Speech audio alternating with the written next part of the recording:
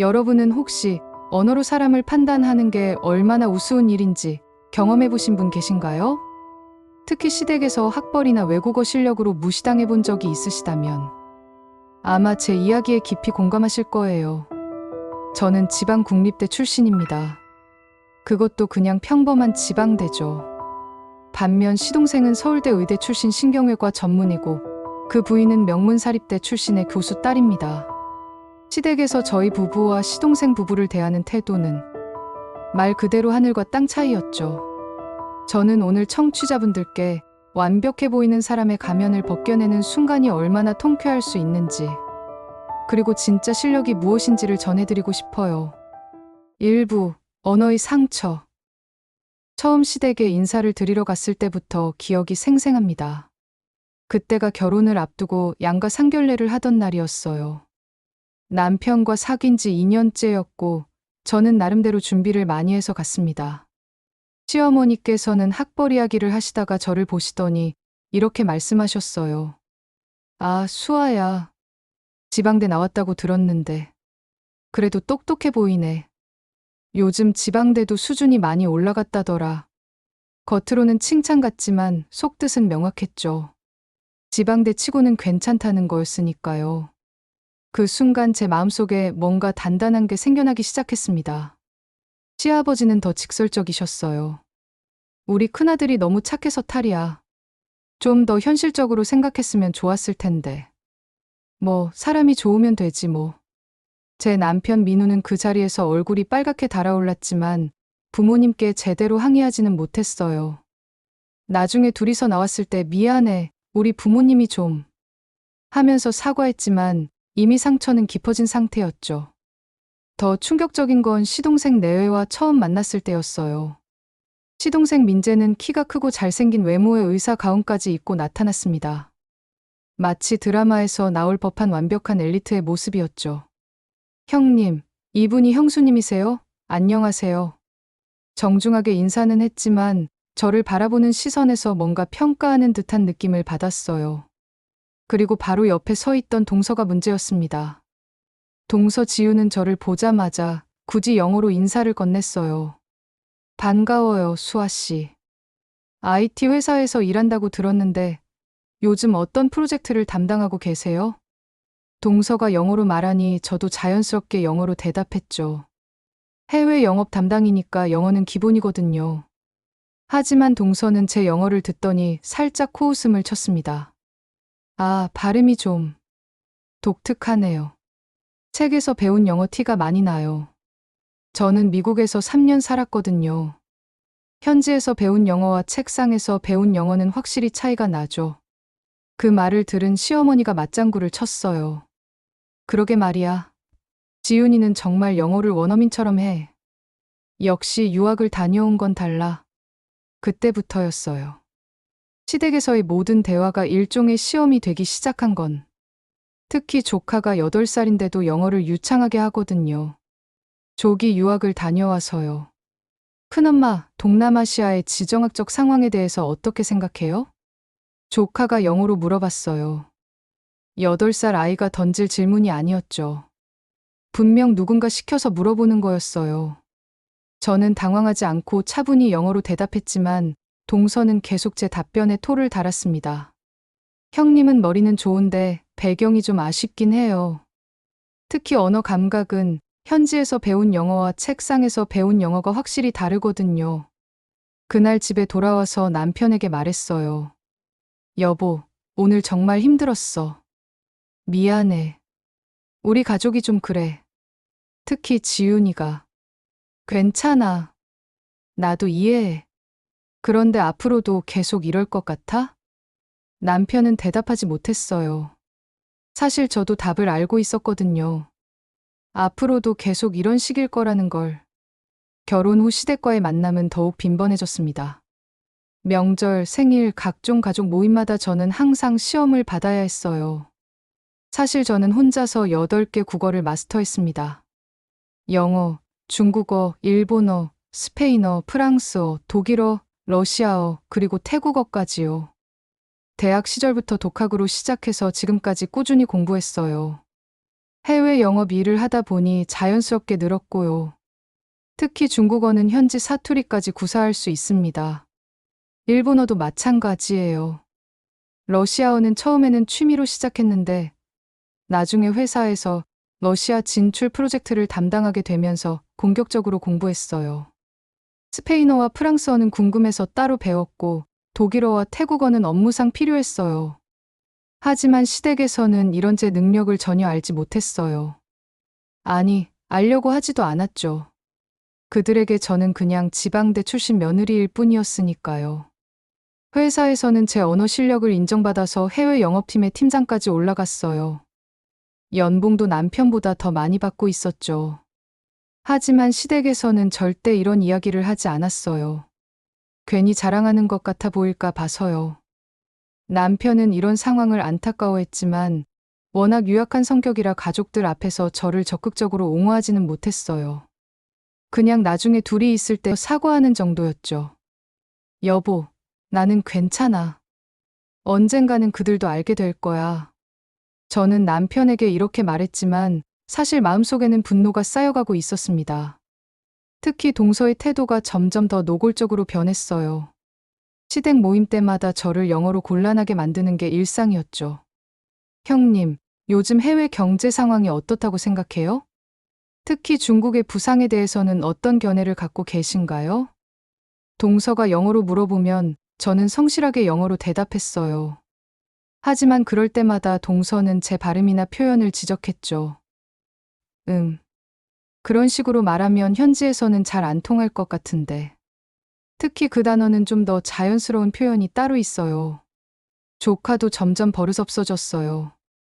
8살짜리가 어른에게 반말로 영어 질문을 던지는 거였죠. 너는 왜 영어가 그렇게 어색해? 우리 엄마랑 비교하면 정말 차이가 많이 나는 것 같은데? 그럴 때마다 시어머니는 조카를 칭찬했어요.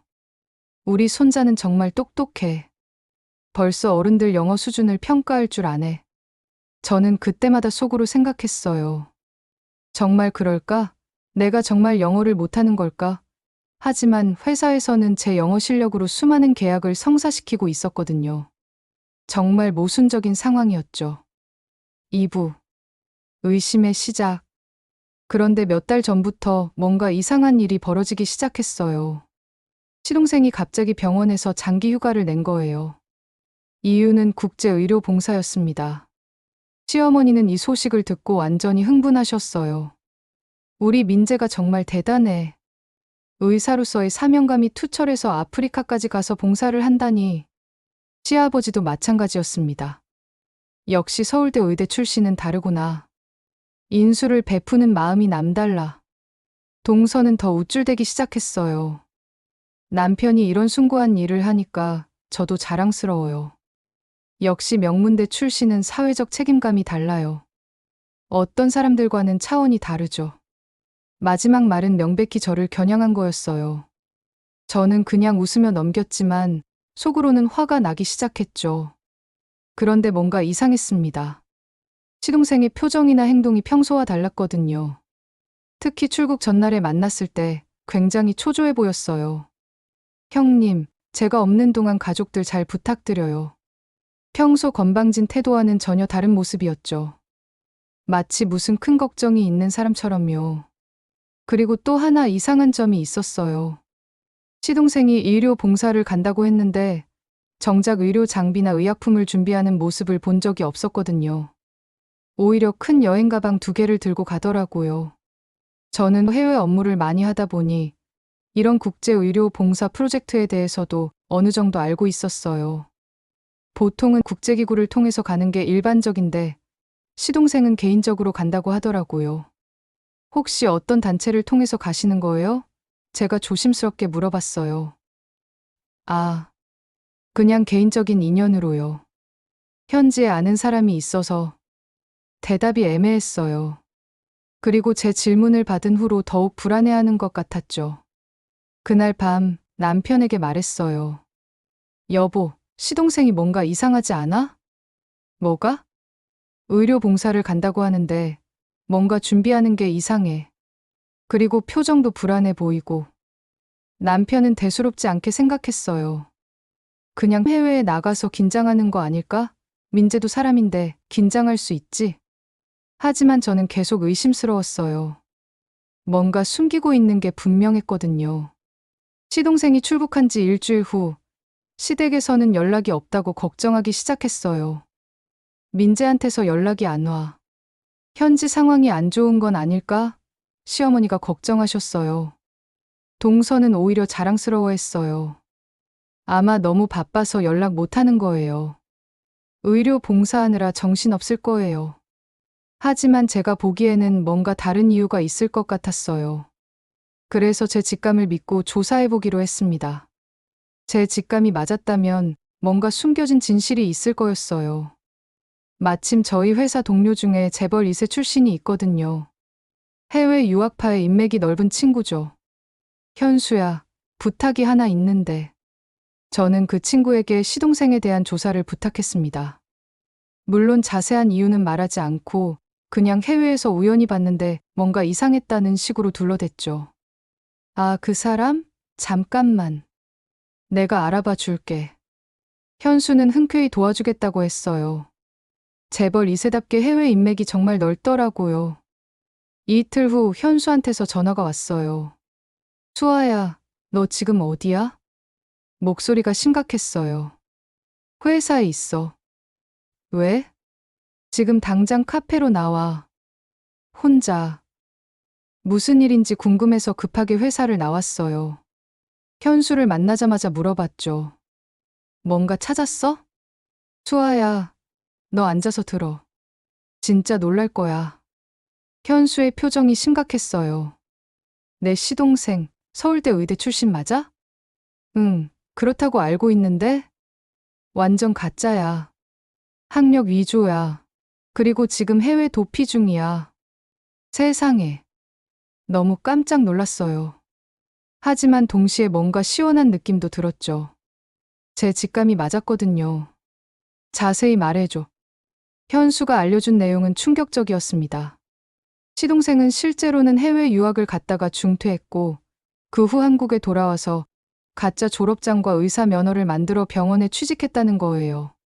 그게 다가 아니야.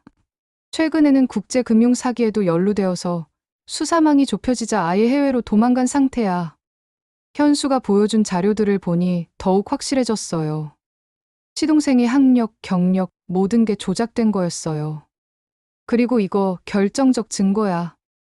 현수가 보내준 사진에는 시동생이 어떤 동남아시아 국가의 카지노에서 도박을 하는 모습이 찍혀 있었어요. 의료봉사는커녕 완전히 다른 삶을 살고 있는 거였죠. 이 사진은 3일 전에 찍힌 거야. 현지 내 인맥이 우연히 목격하고 찍어준 거야. 저는 그 자료들을 보면서 복잡한 감정이 들었어요.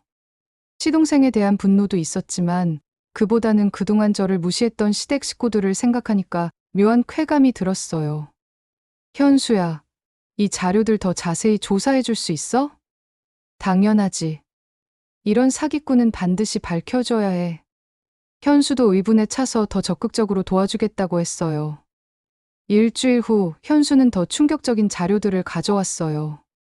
시동생의 가짜 학력은 물론이고 병원에서의 의료사고 은폐, 그리고 최근의 금융 사기까지. 모든 증거가 완벽하게 정리되어 있었어요. 수아야, 이거 정말 심각해. 이 사람이 의사 흉내를 내면서 환자들을 치료했다는 거잖아. 자칫하면 의료사고로 이어질 뻔했어. 저도 그 심각성을 깨달았어요. 이건 단순히 학력 위조 문제가 아니라 생명과 직결된 문제였거든요. 그리고 이거 봐. 현재 그 나라 언론에도 보도되기 시작했어. 현수가 보여준 현지 신문 기사에는 한국인 의료진의 불법 행위에 대한 내용이 실려 있었어요. 시동생의 사진도 함께요.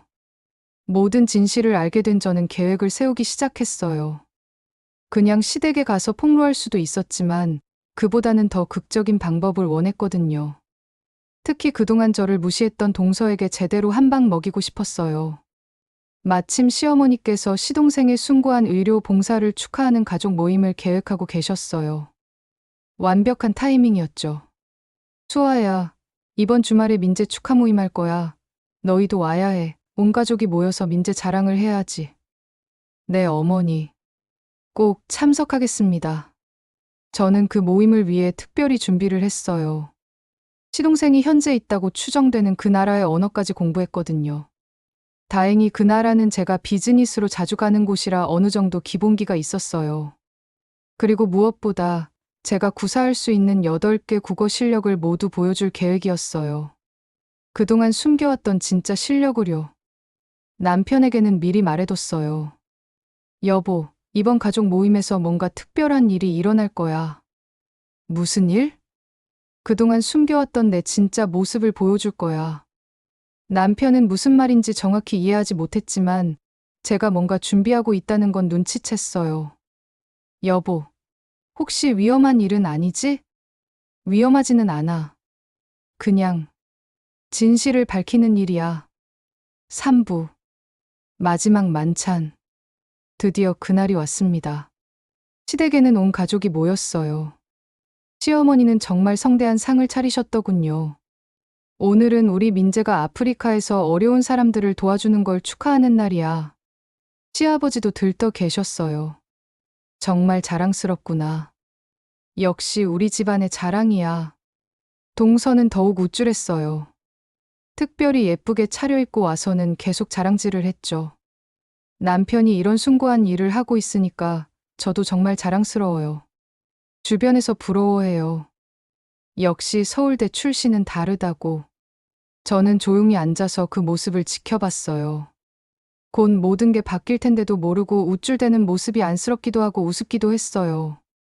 식사가 어느 정도 진행되자 동서가 또다시 저를 타겟으로 삼기 시작했어요. 형님, 요즘 회사 일은 어때요? 역시나 영어로 질문하는 예상된 패턴이었죠. 그냥 평범하게 하고 있어요. 저도 영어로 대답했어요. 평범하게? 구체적으로 어떤 나라들이랑 일하세요? 주로 아시아 쪽이요. 아시아? 그럼 중국어도 할 줄 아는 거예요? 바로 이 순간을 기다렸어요. 저는 천천히 미소를 지으며 대답했어요. 네, 조금은 할 줄 알아요. 조금. 얼마나? 동서의 목소리에 약간의 도전적인 톤이 섞여 있었어요. 저는 잠시 숨을 고르고 중국어로 말하기 시작했어요. 그것도 매우 유창하게요. 실은 중국어뿐만 아니라 여러 언어를 할 줄 알아요. 회사에서 여러 나라와 비즈니스를 하다 보니까 자연스럽게 배우게 됐거든요. 동서의 얼굴이 당황스러워졌어요. 제가 이렇게 유창한 중국어를 할 줄 몰랐거든요. 중국어를 꽤 하시네요. 저는 이번에는 일본어로 전환했어요. 일본어도 이 정도는 어렵지 않게 구사할 수 있어요. 시댁 식구들이 모두 놀란 표정을 짓기 시작했어요. 특히 시어머니는 눈을 크게 뜨시며 저를 바라보셨죠. 수아야, 너 언어를 이렇게 많이 할 줄 알았어? 이제 본격적으로 시작할 때였어요. 저는 스페인어로 말했어요. 사실 제가 구사할 수 있는 언어는 8개 정도 됩니다. 스페인어, 프랑스어, 독일어, 러시아어까지요. 그리고 바로 프랑스어로 이어갔어요. 유럽 시장 진출을 위해서 프랑스어와 독일어는 필수였거든요. 마지막으로 태국어까지 한 방에 날려버렸어요. 가장 최근에 배운 건 태국어예요. 거실이 완전히 조용해졌어요.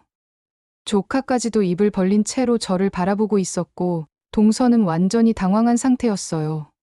어떻게 이런 언어들을 다 배웠어요? 독학이에요. 필요에 의해서 하나씩 배워나간 거죠. 시아버지가 놀라서 물으셨어요. 정말로 다 할 줄 아는 거야? 저는 미소를 지으며 각 언어로 한 문장씩 더 말해봤어요. 모두 완벽한 발음과 억양으로요. 시댁 식구들은 완전히 압도당한 상태였어요. 그런데 이상하네요. 제가 갑자기 진지한 톤으로 말했어요. 시동생분이 의료 봉사를 가신 나라 언어도 제가 할 줄 알거든요. 동서가 긴장하기 시작했어요. 왜 갑자기 그 얘기를 하세요? 혹시 정확히 어느 지역에서 봉사하고 계신지 아세요? 제가 그 나라 언어로 안부 인사라도 전해드릴 수 있을 텐데요. 조카가 영어로 끼어들었어요. 아빠가 있는 나라의 정치적 안정성에 대해서 어떻게 생각하세요? 아마 동서가 평소에 시켜서 하는 질문이었을 거예요. 하지만 이번에는 제가 준비가 되어 있었죠. 저는 조카의 질문에 잠시 침묵하다가 마치 그 나라의 현지인처럼 매우 유창한 해당 외국어로 대답을 시작했어요. 동서와 시댁 식구들은 물론 그 누구도 알아들을 수 없는 속도와 정확성이었죠. 실제로 그 나라의 상황은 생각보다 복잡하단다. 특히 최근 들어 외국인들의 불법 체류와 도박, 그리고 금융사기 문제가 심각해졌거든. 한국인들도 많이 연루되어 있어서 현지 언론에서도 자주 다루고 있어. 동서의 얼굴이 하얗게 변했어요. 그런 일이 있나요? 민재는 의료 봉사를 하러 간 건데. 저는 의미심장한 미소를 지었어요. 네, 맞아요. 의료 봉사요. 그런데 혹시 어느 병원에서 봉사하고 계신지 알고는 계세요? 왜? 왜 자꾸 그런 걸 물어보는 거예요? 동서의 목소리가 떨렸어요. 저는 가방에서 현수가 준비해둔 자료들을 꺼냈습니다. 차근차근, 천천히요. 사실 말씀드릴 게 있어요. 제가 일 때문에 그 나라에 가는 일이 많다 보니까 혹시나 해서 시동생분 소식을 물어봤거든요. 시어머니가 기대에 차서 물으셨어요. 그래? 우리 민재 소식을 들었어? 네. 들었습니다. 저는 잠시 숨을 고르고 말했어요. 하지만 의료 봉사하는 모습은 아니었어요. 순간 거실이 조용해졌습니다. 무슨 소리야? 시아버지가 화를 내셨어요. 저는 침착하게 첫 번째 사진을 테이블에 놓았습니다. 시동생이 카지노에서 도박하는 모습이었어요.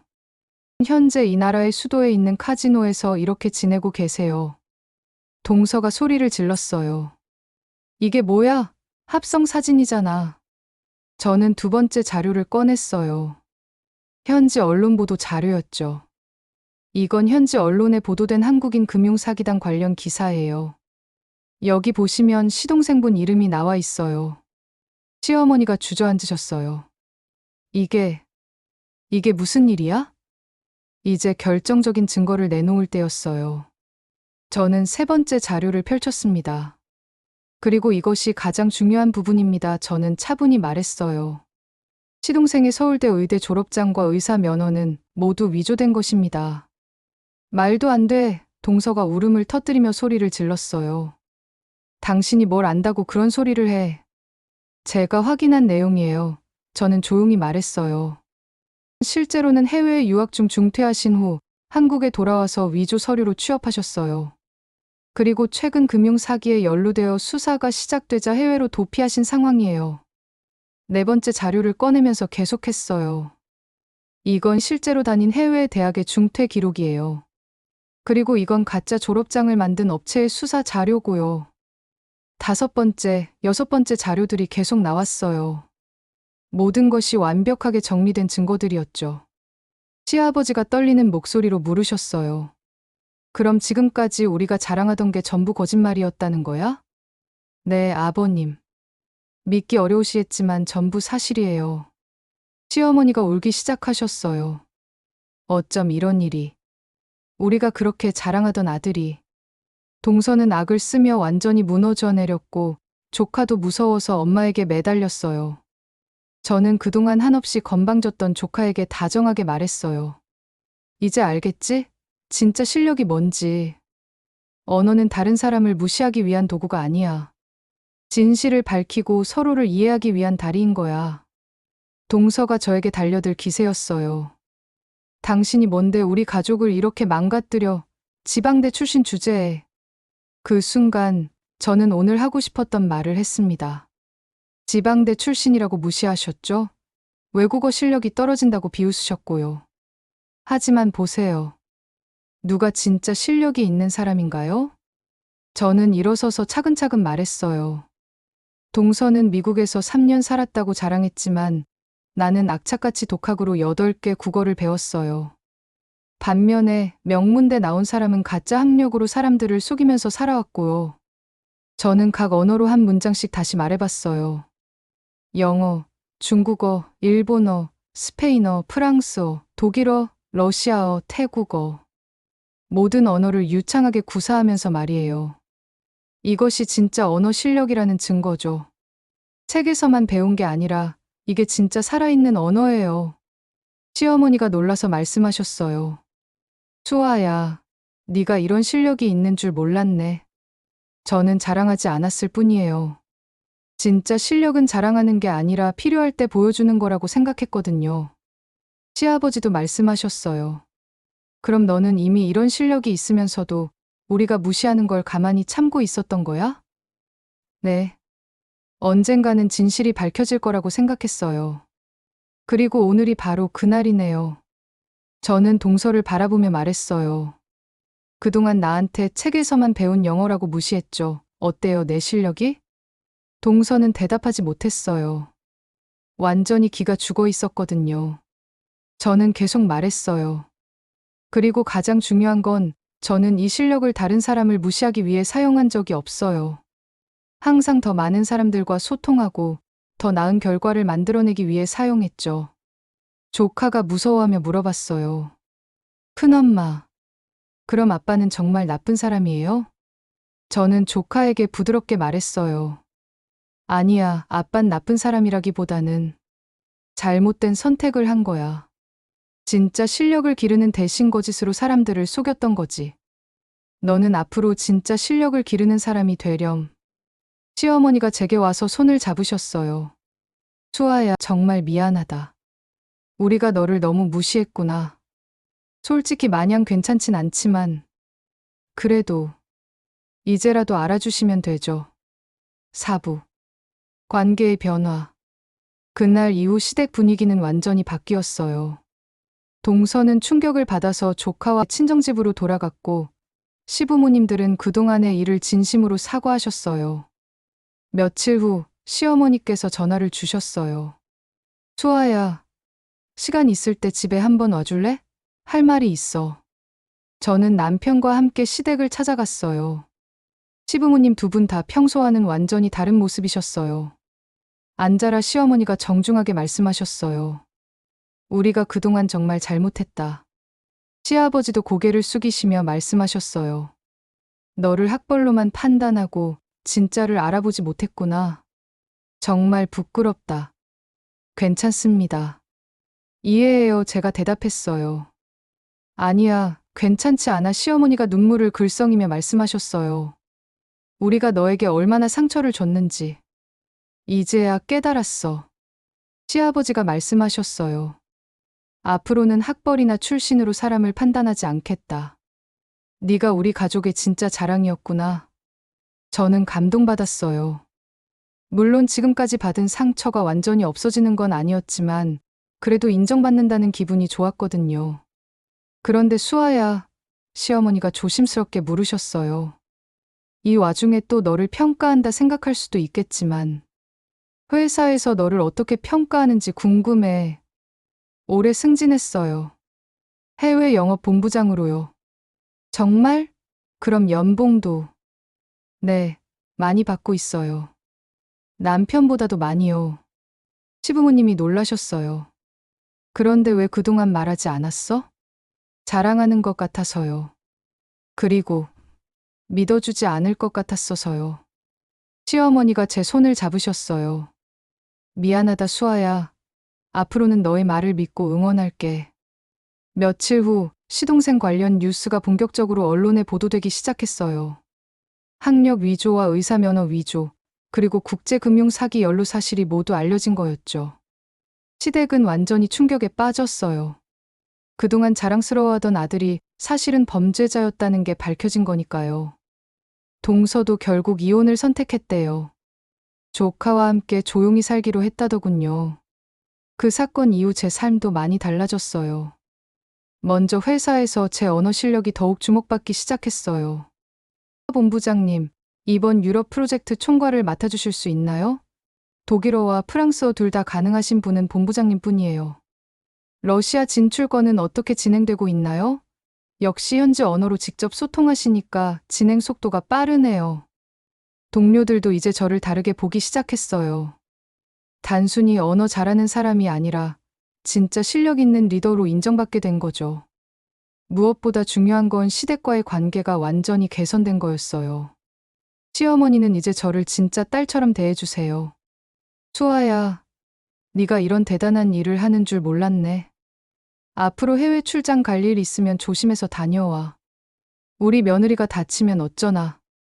시아버지도 완전히 달라지셨어요. 우리 며느리가 이렇게 똑똑한데 그동안 몰라봤구나. 정말 자랑스럽다. 특히 시아버지는 주변 사람들에게 제 자랑을 하고 다니신대요. 우리 며느리가 8개 국어를 해. 그것도 다 독학으로. 대기업에서 본부장까지 했어. 정말 대단하지? 남편도 이제는 완전히 달라졌어요. 여보, 미안해. 그동안 우리 가족 때문에 고생 많았지? 이제 괜찮아. 진실이 밝혀졌으니까. 앞으로는 내가 여보를 더 적극적으로 지지할게. 가족들 앞에서도. 실제로 남편은 약속을 지켰어요. 가족 모임에서 누군가 저를 폄하하려고 하면 즉시 제지하고 오히려 제 실력을 자랑하게 됐거든요. 몇 달 후 동서에게서 연락이 왔어요. 형님, 시간 되시면 한번 만날 수 있을까요? 저는 조심스럽게 만남에 응했어요. 동서는 많이 수척해진 모습이었어요. 죄송해요. 그동안 정말 잘못했어요. 괜찮아요. 아니에요. 전혀 괜찮지 않아요. 동서가 고개를 숙였어요. 제가 너무 교만했어요. 진짜 실력도 없으면서 남을 무시하고. 동서는 계속 사과했어요. 저는 미국에서 3년 살았다고 자랑했지만 사실은 그냥 어학연수 다녀온 게 전부였어요. 형님처럼 이렇게 멋진 인생을 살 수 있는 수준이 아니었어요. 그래도 경험은 소중한 거예요. 아니에요. 저는 그 경험으로 다른 사람을 무시했어요. 정말 죄송해요. 동서의 진심 어린 사과를 받으니까 마음이 좀 누그러졌어요. 이제 됐어요. 다 지나간 일이에요. 형님은 정말 대단하세요. 저라면 그런 상황에서 참지 못했을 텐데. 참는 게 아니었어요. 그냥 언젠가는 진실이 밝혀질 거라고 믿었던 거예요. 그 후로 동서와는 적당한 거리를 유지하면서 지내고 있어요. 예전만큼 가깝지는 않지만 그래도 서로 존중하는 관계가 된 것 같아요. 조카도 많이 달라졌어요. 이제는 저에게 정중하게 존댓말을 하고 가끔 공부 관련 조언을 구하기도 해요. 오부. 시동생의 최후. 시동생은 결국 국제 수배령이 내려진 후 그 나라에서 체포되었어요. 현지에서 재판을 받게 된 거죠. 뉴스에 따르면 학력 위조와 의료면허 위조뿐만 아니라 국제금융 사기에도 깊이 연루되어 있었대요. 특히 가짜 의사로 활동하면서 여러 환자들에게 피해를 준 것도 밝혀졌고요. 시부모님은 정말 충격을 받으셨어요. 우리가 그렇게 자랑스러워하던 아들이 어떻게 이런 일을. 하지만 이제는 현실을 받아들이시는 것 같았어요. 그래도 다행인 건 수아 같은 며느리가 있다는 거야 시아버지가 말씀하셨어요. 그러게 수아가 진짜 우리 집 기둥이구나. 시어머니도 맞장구를 치셨어요. 저는 그 말씀들을 들으면서 복잡한 감정이 들었어요. 물론 인정받는 기분은 좋았지만 이런 방식으로 인정받게 되다니. 씁쓸한 면도 있었거든요. 지금 생각해보면 그날의 일은 저에게도 큰 깨달음을 주었어요. 언어라는 건 정말 양날의 검이더라고요. 잘못 사용하면 사람에게 상처를 주는 무기가 되지만 제대로 사용하면 진실을 밝히고 사람들을 연결하는 다리가 되거든요. 요즘 저는 회사에서 신입사원들에게 외국어를 가르치는 멘토 역할을 하고 있어요. 그때마다 항상 강조하는 게 있어요. 언어는 실력을 자랑하기 위한 도구가 아니에요. 서로를 이해하고 소통하기 위한 수단이죠. 여러분도 언어를 배울 때는 겸손한 마음을 잊지 마세요. 신입사원들은 저의 8개 국어 실력에 놀라워하지만 저는 항상 이렇게 말해요. 실력은 숨겨두는 게 아니라 필요할 때 적절하게 사용하는 거예요. 그리고 무엇보다 다른 사람을 도와주기 위해 사용해야 해요. 시동생은 현재 그 나라에서 10년형을 선고받고 복역 중이래요. 가짜 학력으로 의사 행세를 하면서 환자들에게 피해를 준 것이 가장 큰 죄목이었어요. 동서는 이혼 후 조카와 함께 조용히 살고 있어요. 가끔 안부 인사를 주고받기도 하는데 많이 달라진 것 같아요. 더 이상 남을 무시하지 않고 겸손하게 살려고 노력한다더군요. 저는 그들을 원망하지 않아요. 오히려 고마워하고 있어요.